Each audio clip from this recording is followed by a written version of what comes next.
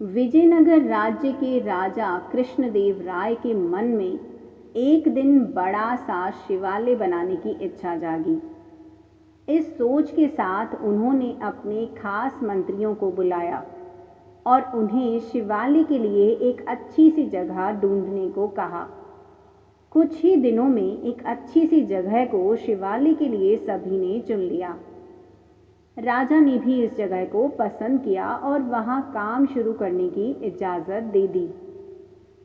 मंदिर बनाने का पूरा जिम्मा राजा ने एक मंत्री को सौंप दिया।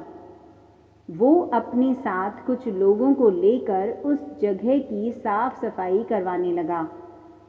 तभी वहां खुदाई के दौरान शंकर देव की एक सोने की मूर्ति मिली। सोने की मूर्ति देखकर मंत्री के मन में लालच आ गया और उसने लोगों को कहकर उस मूर्ति को अपने घर में रखवा दिया। साफ सफाई करने वालों में से कुछ लोग तेनालीराम के खास थे। उन्होंने सोने की मूर्ति और मंत्री के लालच के बारे में तेनाली को बता दिया। इन सारी बातों का पता चलने के बाद भी तेनालीराम ने कुछ नहीं किया। वो सही वक्त का इंतजार करते रहे। कुछ दिनों के बाद मंदिर के लिए सुनिश्चित की गई जगह पर भूमि पूजन करने का मुहूर्त निकला। सब कुछ अच्छे से होने के बाद राजा दरबार में अपने मंत्रियों के साथ मंदिर के लिए मूर्ति बनवाने की बातचीत करने लगे। उन्होंने अपने सारे मंत्रियों से इसके बारे में राय मांगी। सबसे बात करने के बाद भी राजा मूर्ति को लेकर कुछ फैसला नहीं ले पाए। राजा ने अगले दिन फिर अपने सारे मंत्रियों को दरबार में मूर्ति के बारे में चर्चा करने के लिए बुलाया। तभी एक जटाधारी सन्यासी दरबार में आया। सन्यासी को देखकर सबने उन्हें आदरपूर्वक बैठने के लिए कहा। एक आसन पर बैठकर जटाधारी सन्यासी ने राजा से कहा कि मुझे स्वयं महादेव ने यहाँ भेजा है। मैं जानता हूँ कि आप लोग शिव मंदिर बनाने की सोच रहे हैं और वहाँ स्थापित करने के लिए मूर्ति कैसी हो उस पर यह चर्चा हो रही है। इसी वजह से मैं यहाँ आया हूँ।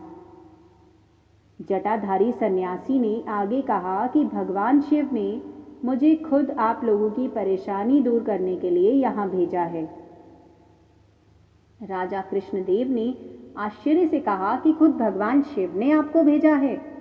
जटाधारी सन्यासी ने जवाब देते हुए कहा, हाँ, स्वयं महाकाल ने मुझे भेजा है। उन्होंने कहा कि शिव शंभू ने अपनी एक सोने की मूर्ति आपके लिए भेजी है। जटाधारी सन्यासी ने अपनी उंगली एक मंत्री की तरफ दिखाते हुए कहा कि इस मूर्ति को भगवान ने इस मंत्री के घर में रखा है। इतना कहकर सन्यासी वहां से चले गए। सन्यासी की बात सुनकर वो मंत्री डर के मारे कांप रहा था। उसके मन में हुआ कि इस जटाधारी को आखिर मूर्ति के बारे में कैसे पता चला होगा। अब उसे राजा के सामने यह बात स्वीकार करनी पड़ी कि खुदाई के दौरान उसे सोने की मूर्ति मिली थी। यह सब देखकर महाराज ने दरबार में नजर दौड़ाई और तेनालीराम को ढूंढा, लेकिन वो कहीं नजर नहीं आए। तभी कुछ देर बाद तेनालीराम दरबार में आ गए। उन्हें देखते ही सब जोर जोर से हंसने लगे। तभी एक व्यक्ति ने कहा कि अच्छा, तो यही थे वो जटाधारी सन्यासी। आपने अपनी जटाएं और कपड़े तो उतार दिए, लेकिन माला उतारना भूल गए।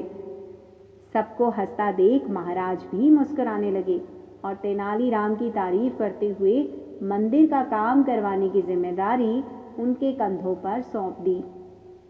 तो इस कहानी से हमें क्या सीख मिलती है? इस कहानी से हमें सीख मिलती है कि लालच करना गलत है। हमेशा सरल और अच्छे मन से कार्य करना चाहिए। ऐसा करने से लोगों के सामने कभी शर्मिंदा होना नहीं पड़ता।